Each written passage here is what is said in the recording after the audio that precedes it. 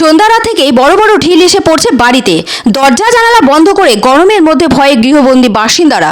এই ঘটনাটি ঘটেছে জলপাইগুড়ি সদর ব্লকের খড়িয়া গ্রাম পঞ্চায়েত এলাকার পাঙ্গা সাহেববাড়ি অঞ্চলে। শনিবার রাত থেকে সেখানকার 4টি বাড়িতে বড় বড় সাইজের পাথর পড়তে থাকে। রীতিমতো ভয়ের পরিবেশ তৈরি হয় এলাকায়।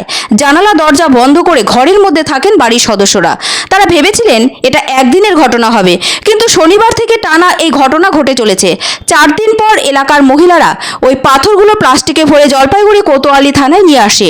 তারা পুলিশ প্রশাসনের সাহায্য প্রার্থনা করেন। ওই মহিলাদের বক্তব্য ছিল, শনিবার থেকে প্রতিদিনই সন্ধ্যা নামলেই তাদের বাড়িতে ঢিল পড়া শুরু হয়। সন্ধ্যা 7টা, 7:30 থেকে রাত 1টা পর্যন্ত বড় বড় সাইজের পাথর পড়তে থাকে। কিছুক্ষণের বিরতির পর আবার ভোর 3টা থেকে পাথর পড়া শুরু হয়। এই ঘটনায় তারা খুবই চিন্তিত হয়ে পড়েছেন। বাড়ির বাচ্চাদের নিয়ে ঘরের ভেতর থাকতে হচ্ছে। তীব্র গরমের মধ্যেও জানালা দরজা খুলতে পারছেন না। পুলিশ প্রশাসন বিষয়টি নিয়ে তদন্ত শুরু করেছে। মহিলারা জলপাইগুড়ি কোতোয়ালি থানায় অভিযোগ দায়ের করার সময় সাথে করে বড় বড় পাথরগুলো নিয়ে এসেছিলেন। সেগুলো সাংবাদিকদের দেখান। দেখা গেল বড় বড় পাথর ছোড়া হয়েছে গ্রামবাসীদের বাড়িতে। পাথরগুলো মানুষের গায়ে লাগলে বড় দুর্ঘটনা ঘটে যেতে পারে। বৃহস্পতিবার সকালে আমাদের প্রতিনিধি পৌঁছে গিয়েছিলেন ওই এলাকায়। দেখা গেল সেখানে কাছাকাছি 4টি বাড়ি রয়েছে, আর ওই 4টি বাড়িতেই সন্ধ্যে থেকে ঢিল পড়ছে। এলাকাবাসীরা জানালেন, যত দিন যাচ্ছে তত বেশি করে ঢিল পড়ছে।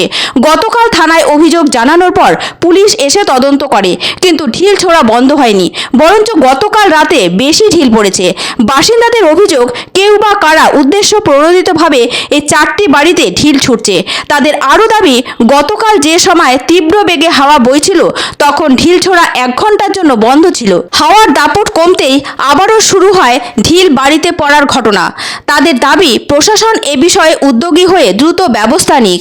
এক গ্রামবাসী জানালেন, ঘটনার পর পঞ্চায়েত সদস্য এলাকা ঘুরে দেখেন, কিন্তু তিনি এ বিষয়ে এখনো কাউকে শনাক্ত করতে পারেনি। স্বাভাবিকভাবেই তারা যথেষ্ট ভয়ের মধ্যে রয়েছেন। বাচ্চা, আমার ঘরে 2টো বাচ্চা আছে। আমার মেয়ে আছে, ছেলে আছে। এই যেই বৌদি এক্ষুনি বললো তার ছেলে আছে। এই বাড়িতে একজন থাকে, মা মেয়ে থাকে। এই যে এই বৌদির এই ছোট বাচ্চা আছে। বাচ্চা আছে, বয়স্ক মানুষ আছে।